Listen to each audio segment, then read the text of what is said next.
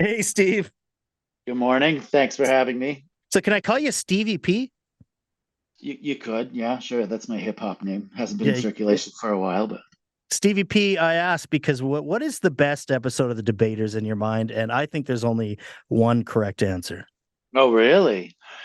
Well, it's probably not the one. I don't like to choose one of my kids as a favorite over the others. The one that really stands out in my mind is Pie versus Cake, Sean Cullen versus Dave Hempstead. It's a But good one. it's a good one. You obviously have a different answer though. Recorded in Vancouver, the correct answer was public radio versus private No. radio between Patrick Shanagant and DJ Tad Much.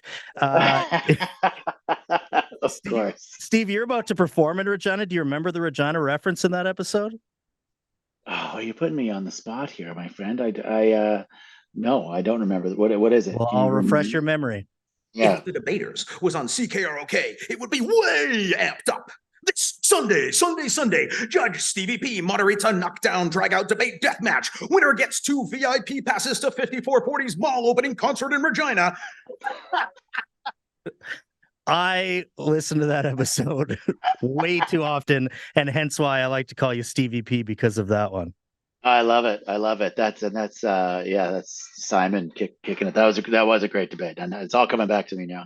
Can you tell me about, as someone who's obviously worked in public radio for so many years now, and you often poke fun of us, obviously, what have you learned about the public radio audience? They can laugh at themselves, you know. I think that's the key. They take a lot of things seriously, but they don't take themselves too seriously by and large. And I think as long as your joke has had some thought put into it, um, that they'll appreciate it and they'll laugh more because they can't when they can't see it written, they can't correct the grammar. And that's really a key to radio Mhm. comedy for me because we did used to get a lot of complaints about, I would say something grammatically incorrect and I would have to address it on the next show. So I think people have learned over the years that maybe let a couple of contractions not used in the right place get by and just enjoy the homegrown comedy. I'll probably get one of those emails from this interview. So there you go. Absolutely. I'm sorry. The key is don't read them. That's right. Uh, Steve, are there any debater stat keepers out there?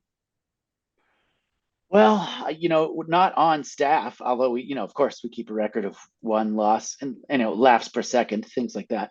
But we did have somebody, and they delivered us some sort of graph. I think it was a cluster graph. I don't know if that's the right word for it. And they would they actually awarded the points that I hypothetically award to Nice. debaters, and they did it in a cluster graph, and it was beautiful, and they showed it out as a statistician, and I think they stopped because they probably realized how much of their life they were wasting, and they could use those skills for much more productive things. But yeah, we have had people call in. They know, call in, sorry, just write in whatever and tell us, they know the record of each debater. And I had to stop, largely awarding arbitrary points because for some people it becomes a real, they are keeping score, and they would complain if someone had points and the other ones didn't, and the other person won. So I've sort of backed off of awarding actual points, even though, and I want to be very clear, there have never been actual points on the debate. Right. Yeah, I was looking at the Wikipedia page and it looked like someone kept track of wins and losses until about season 4, episode 4, which is what, 13 years ago now? Yeah, it's true. It's a while back. Yeah. And one thing that I really wanted to ask you when I was looking back at some of those old episodes, I don't remember Irwin Barker on the show. How well did you know him? I knew Irwin quite well. Irwin goes so far back that he did the pilot for the show that helped sell it to the network. And I don't know a comedian in Canada who knew Irwin and didn't love him and thought he was just a fantastic comedian and just a crafts person of the art form, that every word was really important. So we miss Irwin, and yeah, we always love having Irwin on, and his influence on everyone that knew him, I think, goes a long way. There's never going to be another comedian quite like him, but people that appreciate craftsmanship and word crafting in their stand up, all love Irwin Barker.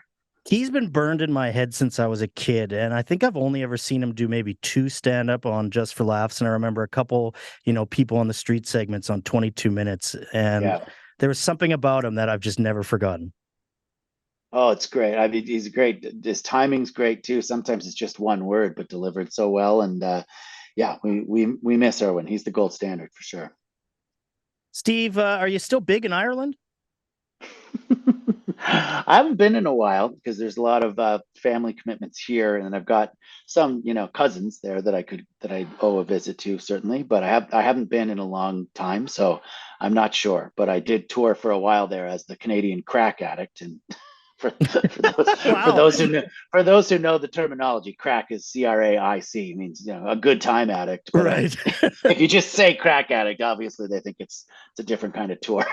The spelling's important, but I love it in Ireland. I love Ireland. I love Australia. They're very Canadian-like in that they can always take a joke about themselves. America and England, not so much, I think. How does it feel to make another Steve Patterson change his name? I try not to let the power go to my head, but I was talking about it as recently as this morning. Someone Really? looked up something, and I didn't know you wrote for this show, and I said I didn't. It's another Steve Patterson that had to change his name because I was here first. That's all. I would have changed my name if I wasn't here already. But it was very confusing for a little while in the comedy community because he would show up to open for somebody, and people would think, why is Steve Patterson, who I've opened for before, opening for me? What's happened? So he came onto the scene, quite a few years later, and it was confusing for a while. But now he goes by Steve Dillon. He's one of the top notch comedy writers in the country. Should have gone with Stevie P. Right? It was right there for the take. I still might take it back for more street cred. Good. Stevie P, thanks for this.